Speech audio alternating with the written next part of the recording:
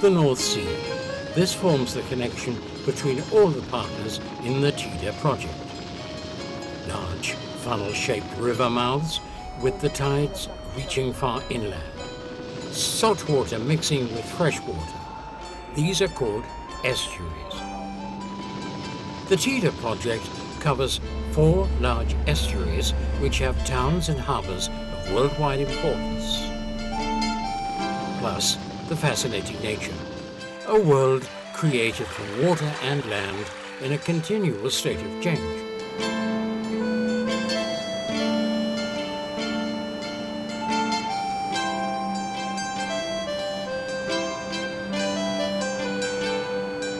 All estuaries mark the borderline between the sea and the rivers. Salt and fresh water in the continual rhythm of the tides. It represents an unusual ecological system. Water continually on the move. This also means huge amounts of sediment which are moved into the estuaries and out again.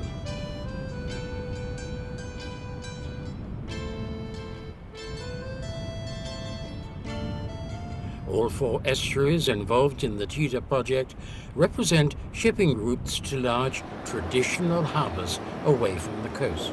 These central supply routes used by Europe to engage in world trade. They are central locations for road, rail and shipping on inland waterways. At the same time, all the estuaries in the Tidal project are valuable areas for nature. They all belong to the strictly enforced Natura 2000 sites, key parts of European nature protection.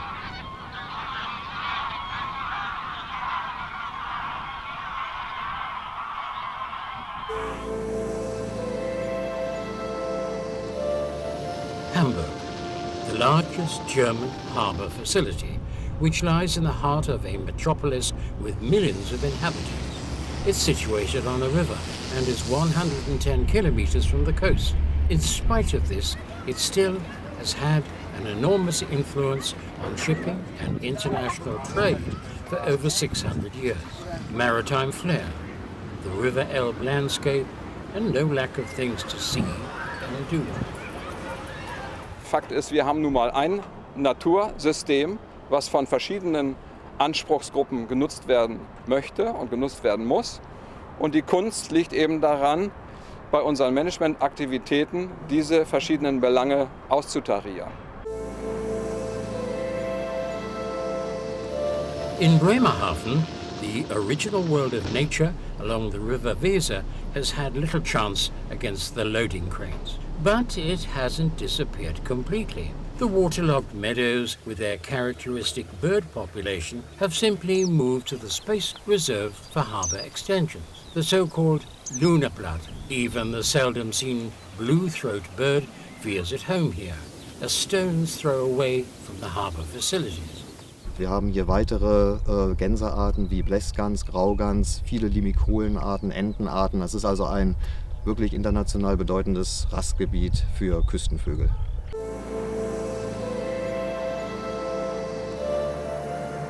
The sea route to Antwerp in Belgium is located mainly in the Netherlands. This is a rather unique challenge because it implies cross-border management of the Scheldt estuary.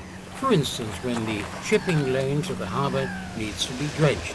Indeed, where dredging is needed and where the sediment lands up is decided by the river and not by the national borders. Intelligent sediment management with international cooperation is therefore a requirement. Wij krijgen één set vergunningen om te mogen terugstorten. En in die vergunningen zit een strategie. Vlaanderen vraagt een vergunning aan en Nederland geeft ze af. Dus wij moeten sowieso wel samenwerken om samen overeen te komen hoe we gaan storten.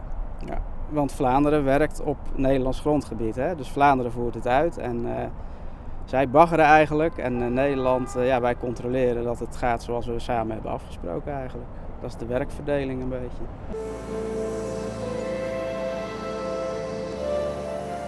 The attractive building on the Humber estuary is The Deep, an underwater aquarium in Hull. Here you can see what the murky estuary water hides. A wonderful world of underwater life living in the brackish tidal waters in the estuary. The Humber flows between embankments that force it to remain within the confines of the estuary bed, but the original wetlands have more or less disappeared. Sea level rise is causing a change between high and low tides. The presence of flood embankments prevents the intertidal area migrating landwards. This effect is known as coastal squeeze. Sometimes embankments are opened in certain places to give the estuary more room to flow. We've put a breach through the flood defence here to create both intertidal habitat to compensate for coastal squeeze, but also the Oakborough site operates as a flood storage area. So in really high tides, the whole site floods, so it reduces flood levels upstream by at least 10 centimetres on an extreme event. 4 estuaries and similar challenges. They're all important entry points for world shipping, vital lifelines for the regional and national economies, and the latest prognosis foresees freight tonnage growing. Today, the freight quantities being handled by the estuaries associated with the Tidal project are increasing at an enormous rate. If you took a football field and piled up the annual amounts of freight in containers, you would end up with a tower over 200 kilometers high.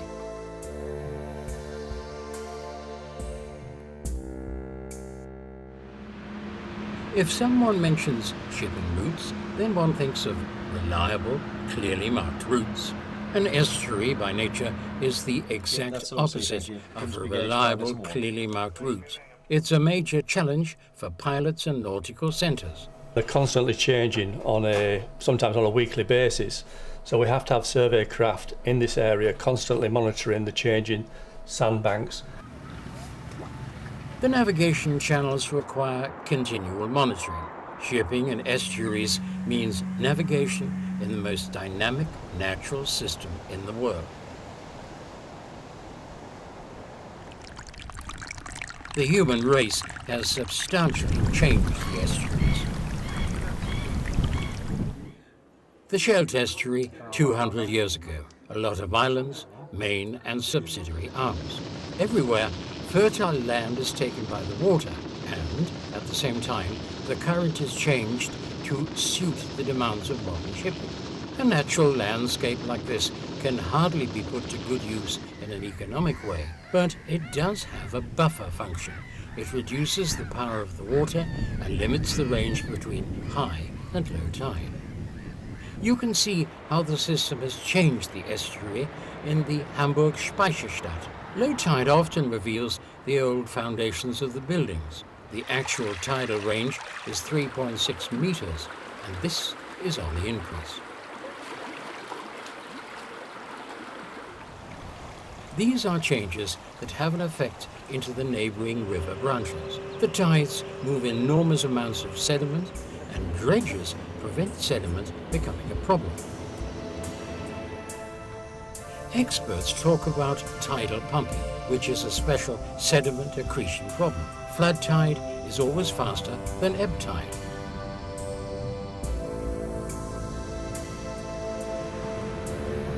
The power of flood tides washes more sediment into the estuary than ebb tides can wash out again.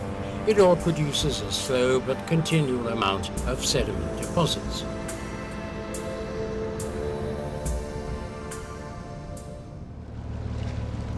This is why there can be no navigated waterways without dredging. There are more than 100 dredgers working continually in Europe's estuaries to keep the routes open.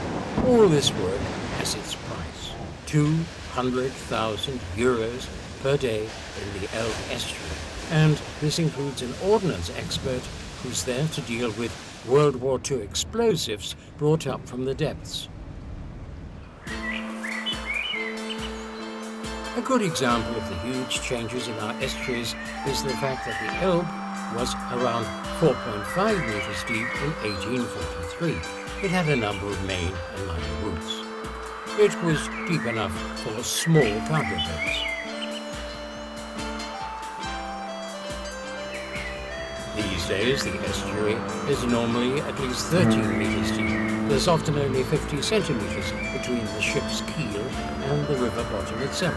Sediment caused by tidal pumping is unwanted. Projects like Krietsand on the Elbe should help the situation. A new shallow water area should give the river more room for tidal fluctuations and limits the tidal pumping effect. We should understand more clearly how a complex system such as an estuary functions, how things are changed by dredging, for instance, or by industrial plants and through changed tidal conditions. Research makes up an important part of the Tidal project. It's here that scientists can gain useful data for planning that provides the basis for successful management in estuaries. 93,58.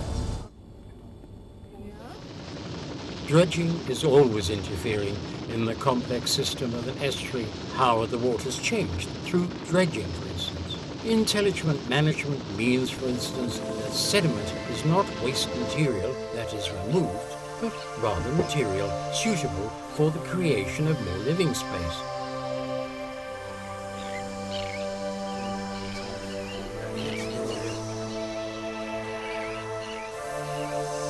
The large trading towns and cities situated far inland on the estuaries and not on the sparsely populated areas on the coast did not happen by chance. It was intentional. The goods could be unloaded directly in the densely populated inland areas. Internationally important cultural and economic metropolises in which millions of people live. They too have to be protected from high water, just like industrial plant and cities. It often only becomes apparent the scale of threat from the tidal flooding facing people within estuary regions when flooding happens. The storm floods in 1953 on the Humber and Scheldt estuaries and in 1962 on the River Elbe. Ständig den drohenden Tod vor Augen hatten sie bis zu 10 Stunden in den Dachgeschossen, auf den Dächern oder auch auf den Bäumen ausgehalten. Following these catastrophes, a great deal of money was invested in better embankments. In spite of this, protection against high water is still a major job facing the estuary regions. This is a technical solution on the River Hull in Hull. A huge floodgate is lowered when high water threatens, in order to protect hundreds of thousands of people and an important economic region. It's a project with a view to the future because climate change and stronger tides increase the danger posed by high water. This too is active protection against the risks of high water, the Lippenbrook project on the River Scheldt. It seems like a natural idyll at first glance, but it's actually a combination of natural protection and storm flood polder. In normal flood tide conditions, the water flows into the areas surrounded by embankments. It creates the normal wet meadows on the estuary banks. This ecologically valuable nature area can cope with a storm flood with ease. The polder fills up with water within a short time. Once again, the water has enough room. Lippenbrook is a pilot project where scientists wanted to find out how an efficient storm polder should be constructed so that flood protection and protecting nature could function in an optimal way. That is why scientists measure sediment movement and water quality. Hopefully. Research work like this is interesting for all Tidal partners. These challenges are similar in all estuaries within the Tidal project.